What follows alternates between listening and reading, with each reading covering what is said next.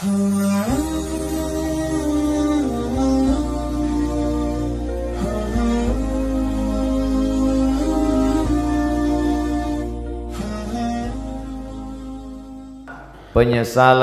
setelah mati. Insya Allah yang hadir di masjid ini tidak ada yang menyesal setelah mati, karena hilanglah penasarannya bahwa sesungguhnya Ustaz Abdul Somad itu ada di dalamnya alam nyata, bukan hoax tapi hak.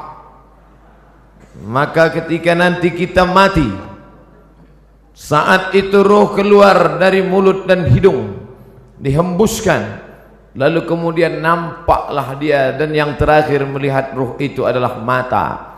Itulah mengapa orang yang mati meninggal dunia itu matanya terbuka melotot.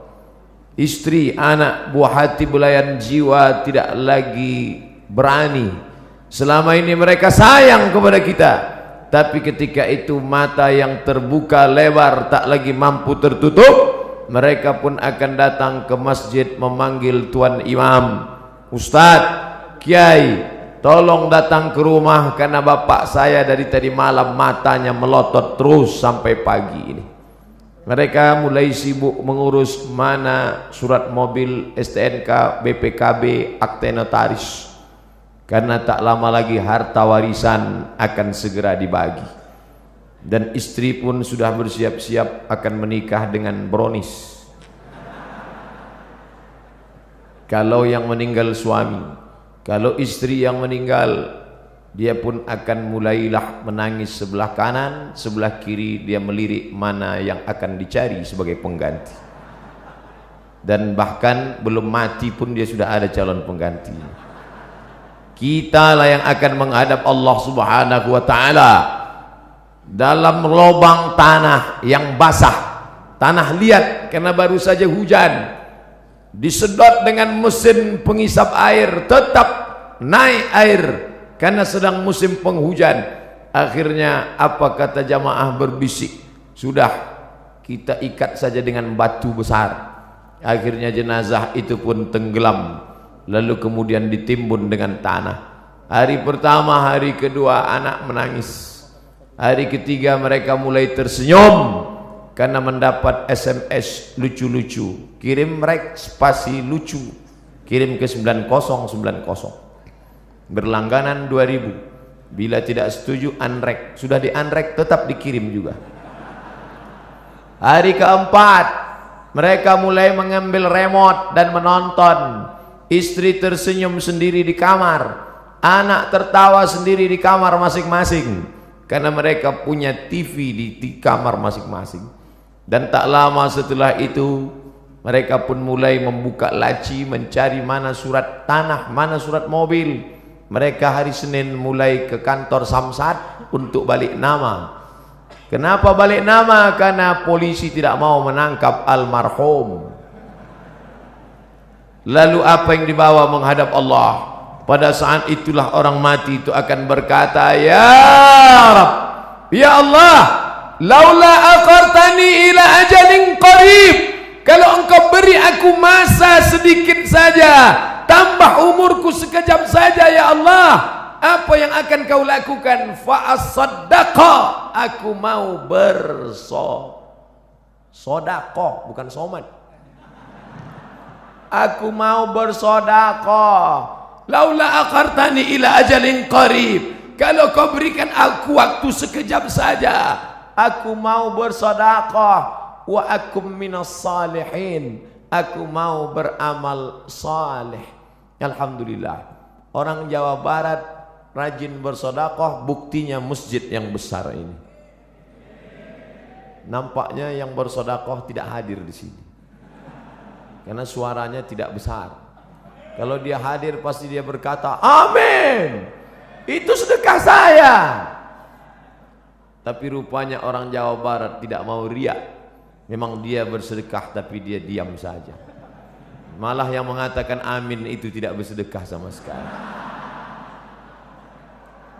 Serba salah mendengar ceramah Ustadz ini. Mau bilang amin, dia katakan ini, mau bilang tidak amin. Kalau begitu lebih baik bersuara tapi bergerak, tidak bersuara. Tidak ada gunanya harta yang banyak, tinggal tanah yang luas, tinggal kebun yang sejauh mata memandang, tinggal. Itu kebun teh siapa? Luas sekali, saya tidak tahu Pak Ustaz. Itu kebun orang, siapa yang punya tidak tahu. Tinggal yang kau bawa mana? Yang pernah kau usap kepala anak yatim. Ini bulan Rajab, tidak lama lagi bulan Sya'ban, santunan anak yatim. Banyak orang menyantuni anak yatim di bulan Sya'ban, di bulan Rajab. Tapi setelah itu mereka berhenti. Memangnya perut anak yatim itu laparnya di bulan Sya'ban saja. Itu hanya untuk show, untuk pertunjukan, starting point. Tapi lebih daripada itu adalah untuk memperdulikan, memperhatikan mereka. Maka saya diberi judul. Biasanya judul saya pemimpin yang adil. Biasanya judulnya jihad fisabilillah. Biasa judulnya remaja hijrah. Biasa judulnya perempuan penunjang pendobrak kemunduran. Tapi hari ini judulnya menyesal setelah mati. Memangnya saya ustadz mati? Hidup ini diberikan Allah Ta'ala bukan untuk mati. Hidup ini diberikan Allah Ta'ala untuk hidup. Maka siapa yang berpikir untuk mati, maka sebenarnya kehidupannya ini yang panjang, yang banyak, sebenarnya hanyalah persiapan-persiapan untuk menghadapi kematian. Insya Allah, kalau beginilah ramainya solat berjamaah, maka saya tidak perlu lagi memberi motivasi solat berjamaah. Insya Allah subuhnya pun kabarnya kata Pak Gubernur seperti ini juga banyaknya. Nampaknya amin itu harapan sebagai doa, mudah-mudahan sebanyak ini. Bapak Ibu yang dimuliakan Allah, maka selagi masih ada kesempatan bersedekah, jangan sampai seperti yang dikatakan, laula aqartani ila ajalin qarib, kau tambah umurku, tapi umur tak bisa ditambah. Umur bukan isi ulang. Idza jaa ajaluhum, kalau ajal sudah sampai, la yastakhiruna sa'atan, tidak dapat ditunda walau sesaat, wala yastaqdimun, tidak pula dapat dimajukan walaupun sesaat. Penyesalan orang sudah mati banyak, tapi saya batasi pada tausiah kali ini hanya 5 poin saja. 5 penyesalan orang sudah mati. Kenapa Ustadz sebut angka 5? Karena rukun Islam 5. Kenapa enggak pakai rukun iman? Iya juga ya.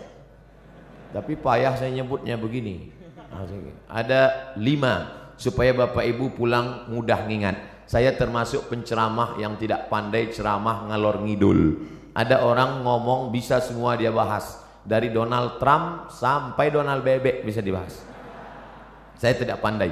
Yang pertama, orang mati menyesal karena tidak bersedekah. Yang kedua, lau kunna nasma'u, andai kami mau mendengar, au naqilu, kami mau berpikir, kami tidak akan menjadi penghuni neraka sa'ir. Ada neraka jahanam, ada neraka sakar, ada satu khusus neraka namanya neraka sa'ir, dan itu ditempati hanya orang-orang spesialis, tidak mau mendengar pengajian. Dan masyarakat Bandung sudah selamat dari neraka sa'ir ini insyaallah. Yang ketiga, siapa itu orang yang menyesal? Mereka yang terbaring di rumah sakit, di ruang ICU, suara azan sayup-sayup masuk ke celah-celah jendela, hayya 'alas shalah, menetes air matanya. Kenapa? Karena dulu waktu sehat orang azan dia laga ikan cupang. Orang azan dia tetap main game online PlayStation, bahkan mengejek-ejek orang sholat. Hayya 'alas shalah, kamu aja duluan lah.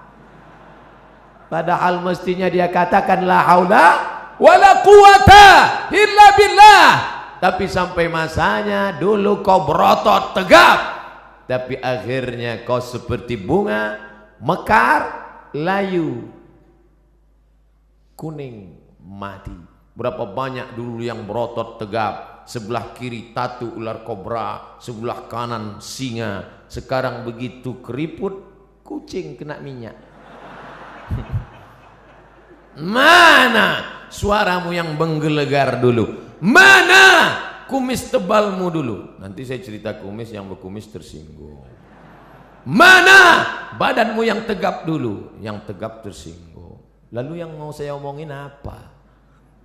Tidak ada, keperkasaan hilang, tak bermakna. Tapi kalau pernah kau bawa kakimu ke masjid solat berjamaah, wa naktubu ma qaddamu wa asarahum, kami tulis langkah-langkah tapak kaki mereka.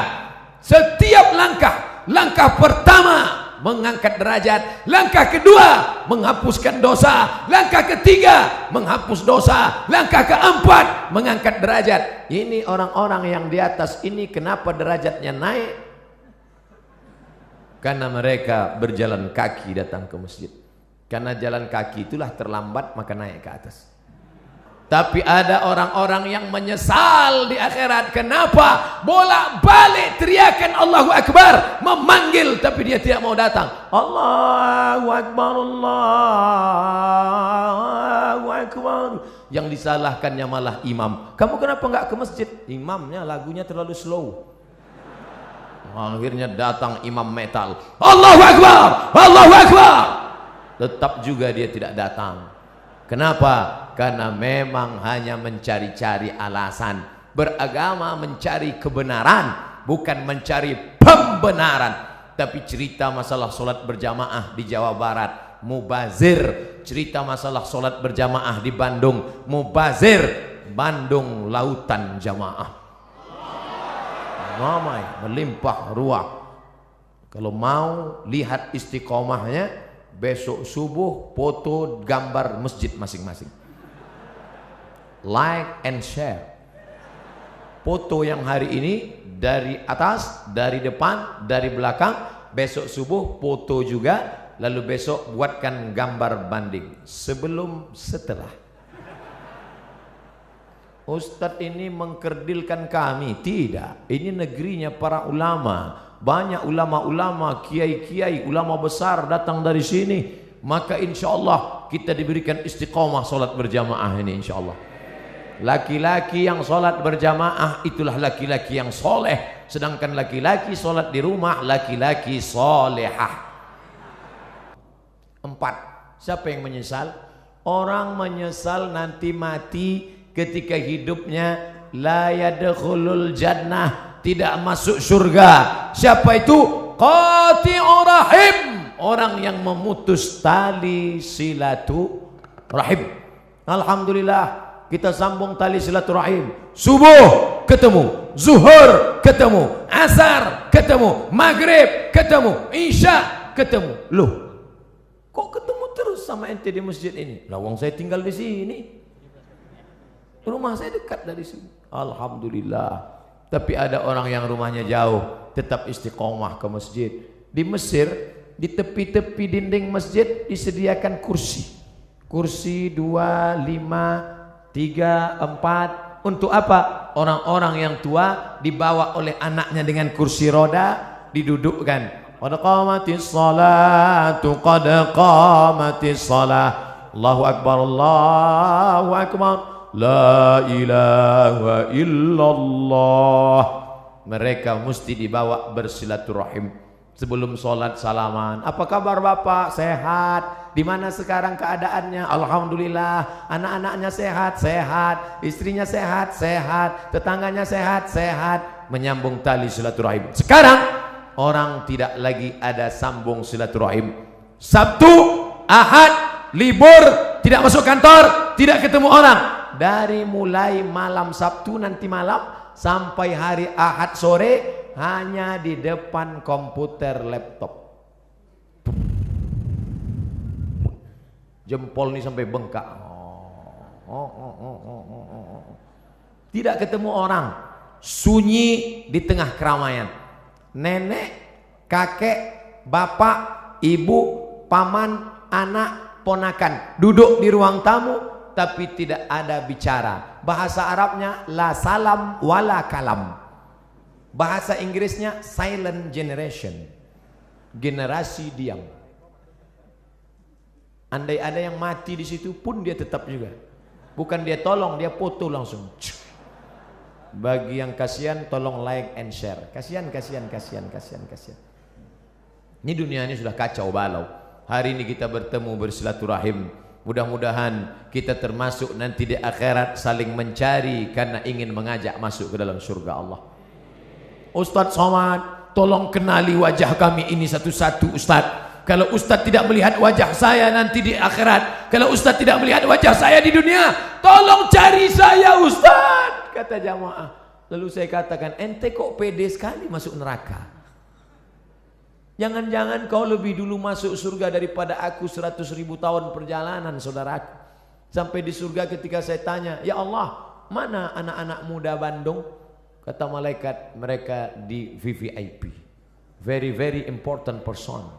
Bersama malaikat dan Nabi Muhammad sudah menunggu ente 100 tahun yang lalu ya Muhammad. Saya panjang hisapnya, perhitungan saya panjang lama. Kenapa? Karena banyak silap dan salah. Berapa banyak ibu-ibu yang marah. Kenapa? Karena sopnya terganggu dengan lewatnya pasukan brigade berbaju hitam tadi. Sahabat UAS, ujian akhir semester. Berapa banyak orang-orang yang teraniaya, yang sakit hatinya tersinggung. Makanya saya tidak mau mencari kalian di padang mahsyar. Lebih baik saya minta maaf di dunia. Apakah Bapak Ibu memaafkan silap salah saya? Insya Allah Pak Ustadz. Begitu cara minta maaf. Undang orang ramai-ramai, minta maaf. Karena kalau kita datang satu-satu ke rumah repot, ribet.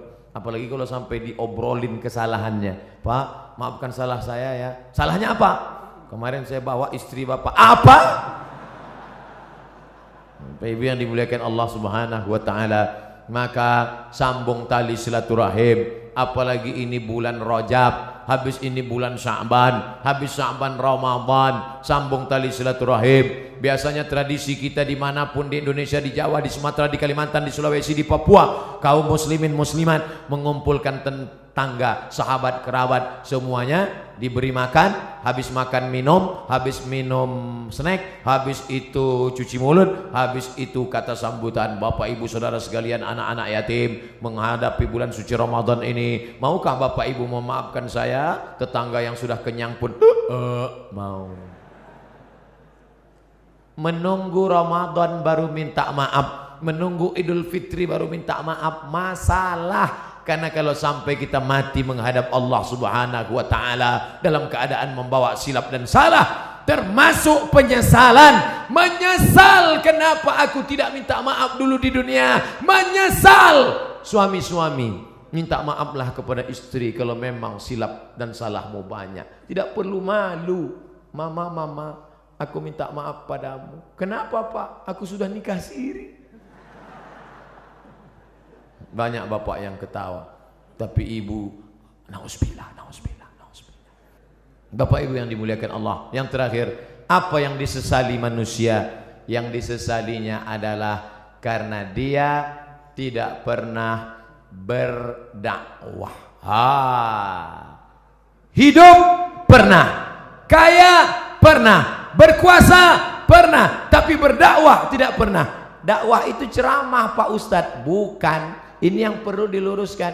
Ada orang memahami dakwah itu ceramah. Gubernur enggak perlu ceramah. Kenapa? Sudah ada Ustadz Somad ceramah. Tapi gubernur dakwahnya apa? Membangun lokal untuk orang anak-anak usia sekolah. 7,2 juta.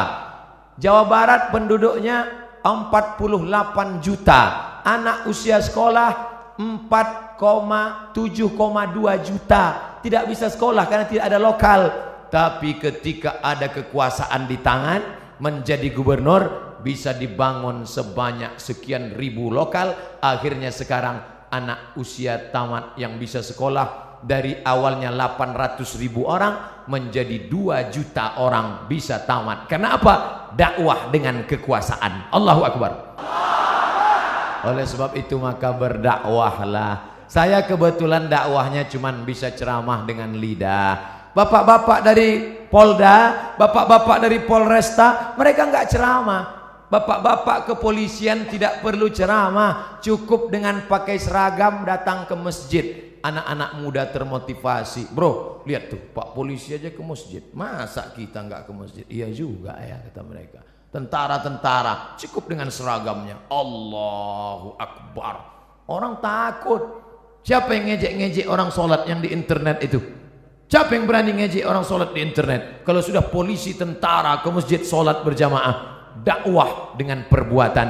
Lisanul hal, perbuatan afsah min lisanil maqal, lebih menyentuh, lebih sampai ke hati daripada ucapan. Saya lemah, hamba Allah yang dhaif. Hanya ceramah dengan khutbah, dengan seminar, dengan simposium, dengan lokakarya. Tapi ada orang yang bisa berceramah dengan kekuasaan. Kita yang tidak punya kekuasaan bagaimana? Pilih orang yang punya bakat politik untuk memperjuangkan nilai-nilai Islam di tengah masyarakat. Bapak Ibu yang dimuliakan Allah SWT, itulah 5 poin yang dapat saya sampaikan. Kalau ada nanti di tempat lain Ustadz bisa menyampaikan 7 poin, berarti Ustadz itu ilmunya lebih banyak daripada saya. Kalau ada Ustadz yang menyampaikan 3 poin, berarti waktunya lebih pendek daripada saya. Jangan pernah suudzon pada orang. Jaga yang 5 ini. Kalau tidak ingat, ikuti rekamannya, tulis saja di YouTube nanti Somad Masjid Raya Bandung, enter, insya Allah ketemu. Kalau tidak ketemu berarti belum diupload.